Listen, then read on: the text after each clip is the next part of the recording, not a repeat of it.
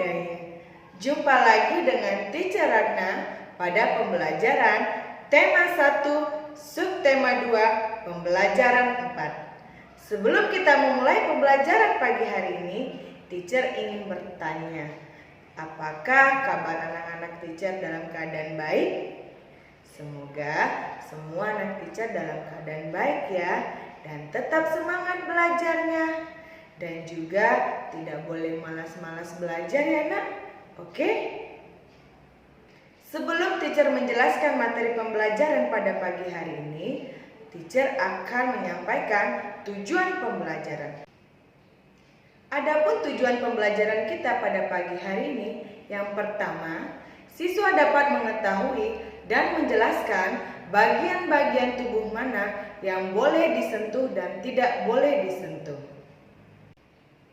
Yang kedua, dengan mengamati gambar dan mendengarkan penjelasan guru, siswa dapat melakukan dan mengetahui cara memegang dan membalik buku serta membaca dengan pencahayaan yang benar.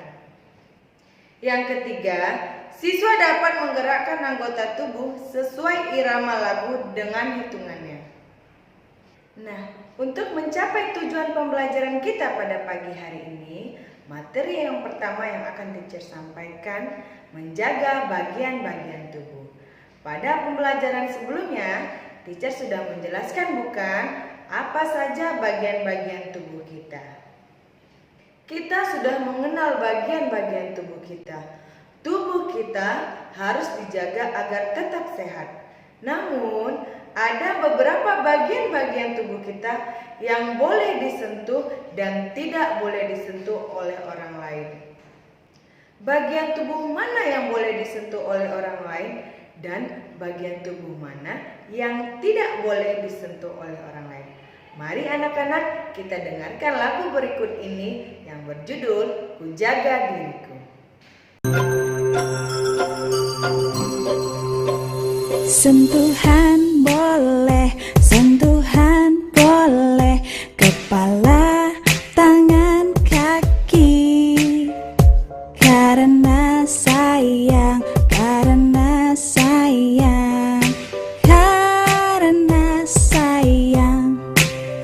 Sentuhan tidak boleh, sentuhan tidak boleh yang tertutup baju dalam. Hanya diriku yang boleh menyentuh.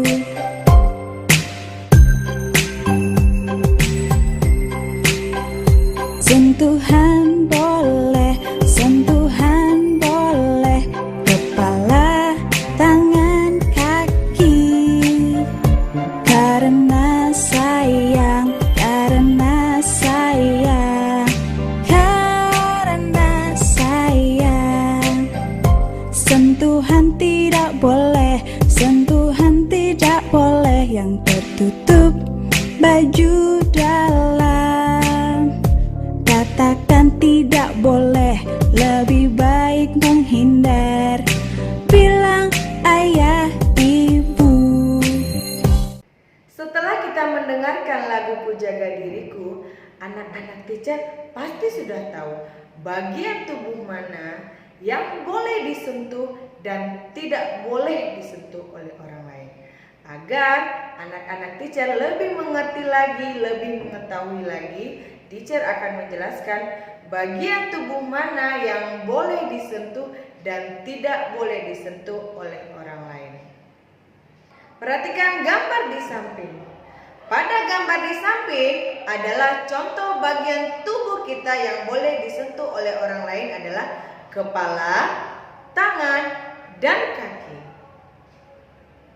Perhatikan gambar di samping. Bagian tubuh yang tidak boleh disentuh oleh orang lain adalah yang pertama, mulut. Yang kedua, dada.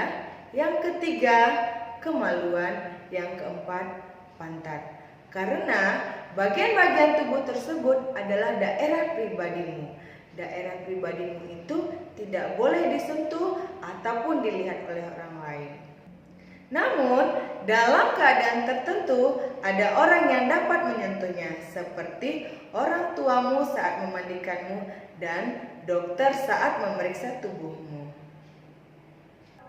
Tetapi, jika ada orang lain yang ingin menyentuhmu, katakan tidak dan segera laporkan kepada kedua orang tuamu dan kepada teacher. Materi selanjutnya yang akan teacher jelaskan adalah cara membaca yang tepat. Pada pembelajaran sebelumnya, teacher sudah menjelaskan bukan ada 4 hal yang harus kita perhatikan saat membaca. Yang pertama, posisi duduk saat membaca. Yang kedua, jarak mata pada buku. Nah, sekarang teacher akan menjelaskan cara membalikkan buku dengan benar. Nah, sekarang teacher akan menjelaskan cara memegang dan membalikkan buku dengan benar. Perhatikan gambar di samping. Pada gambar di samping, gambar 1 adalah contoh yang benar karena dia memegang dan membalikkan buku dengan benar. Pada gambar yang kedua, dia memegang dan membalikkan buku dengan salah sehingga membuat bukunya menjadi robek. Nah, anak-anak, pada saat membalikkan buku, keadaan tangan kita ini harus dalam keadaan bersih dan kering agar buku kita tidak kotor dan tidak basah. Dan juga pada saat membaca, letakkanlah buku kamu di atas meja. Nah, anak-anak, membuka halaman buku harus dimulai dari pinggir halaman buku. Lalu, ketika anak-anak teacher membuka halaman buku, bukalah buku kita secara perlahan-lahan agar buku kita tetap bagus. Jika anak teacher membuka halaman buku secara cepat, itu akan mengakibatkan halaman buku anak-anak teacher bisa sobek dan juga cepat rusak. Materi selanjutnya, pencahayaan saat membaca. Anak-anak, pada saat anak-anak teacher membaca, bacalah buku tersebut di tempat yang terang atau di dekat jendela agar mata kita tetap sehat. Namun, jika anak-anak teacher membaca di tempat yang redup atau gelap, itu akan membuat mata anak-anak teacher menjadi sakit. Seperti gambar di samping. Pada gambar di samping ada gambar A dan gambar B. Gambar A adalah contoh pencahayaan saat membaca yang benar karena cahaya lampu mengarah langsung kepada buku sehingga tulisan pada buku tersebut dapat kita baca dengan jelas. Gambar B adalah contoh pencahayaan saat membaca yang salah karena cahaya lampu tertutupi oleh buku yang diangkat ke atas oleh anak tersebut. Maka dari itu anak-anak, pada saat anak-anak teacher membaca buku, letakkanlah buku anak-anak teacher di atas meja agar cahaya lampu bisa mengarah langsung pada buku yang akan kita baca. Sehingga tulisan pada buku tersebut dapat anak-anak teacher lihat secara jelas. Nah, sekarang teacher bertanya, siapa anak-anak teacher yang suka membaca buku sambil tiduran dan sambil tengkurap? Ingat ya anak-anak, membaca buku sambil tiduran dan tengkurap itu akan membuat mata anak-anak teacher menjadi sakit. Jadi, mulai dari sekarang, anak-anak teacher yang pernah membaca sambil tiduran dan tengkurap tidak boleh dilakukan lagi anak, agar mata anak-anak teacher tetap sehat. Oke? Materi selanjutnya, gerak anggota tubuh dalam tarian. Perhatikan gambar di samping. Pada gambar di samping, terlihat Siti dan teman-temannya sedang menari. Mereka menari dengan hati yang senang sambil mengikuti irama lagu. Menggerakkan anggota tubuh sesuai irama disebut dengan gerak tari. Siti dan teman-temannya merasa sangat gembira karena mereka memiliki tubuh yang sehat dan banyak manfaatnya.